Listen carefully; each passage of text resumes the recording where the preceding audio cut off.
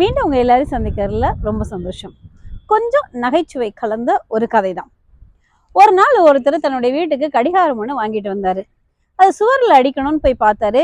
தான் வீட்டுல சுத்தியல் இல்லை. பக்கத்து வீட்டுக்கார்ட்ட போய் சுத்தியல் வாங்கிட்டு வந்து எப்படியாவது இந்த கடிகாரத்தை இன்னைக்கு சுவத்துல அடிச்சிடணும் அப்படின்னு நினைச்சாரு.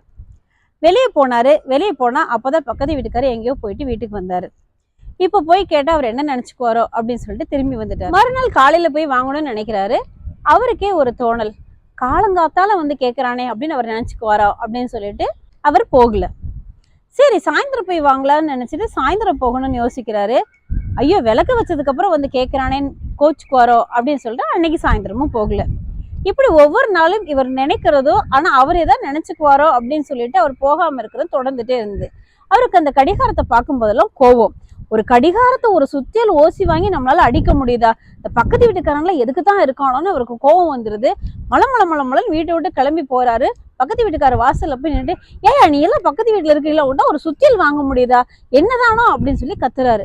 அவருக்கு ஒண்ணுமே புரியல. வெளியே வந்து உங்களுக்கு என்ன வேணும் அப்படின்னு கேட்கிறாரு. நான் சுத்தியல் வாங்குறதுக்காக தினமும் யோசிக்கிறேன், ஆனா ஒவ்வொரு காரணமா இருக்குன்னு அவர் சிரிச்சுட்டே சொல்றாரு.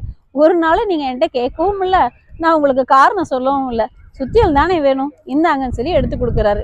நிறைய நேரங்கள்ல நம்ம யார்கிட்ட போய் பேசணும்னா அவங்க அது நினைச்சுக்கோங்களா இது நினைச்சுக்கோங்க அப்படிதான் நினைச்சிருப்பாங்க, அவங்க இப்படிதான் சொல்லுவாங்க அப்படின்னு நாமளாவே கற்பனை பண்ணிட்டு ஒருத்தவங்களோட இருக்கக்கூடிய உறவுகளை நாமளே தவறாக புரிந்து கொள்கிறோம். அடுத்தவங்க என்ன சொல்லுவாங்கன்னு யோசிக்கிறதை விட்டுட்டு நம்ம மனசுல உள்ளதை பிறரோடு பகிர்ந்து கொண்டு சுமூகமான வாழ்க்கைக்குள்ளாக நகர்ந்து செல்வோம். வாழ்க்கை ரொம்ப அழகானது. உறவுகள் கட்டாயம் நம்முடைய வாழ்க்கைக்கு தேவைதான். நன்றி.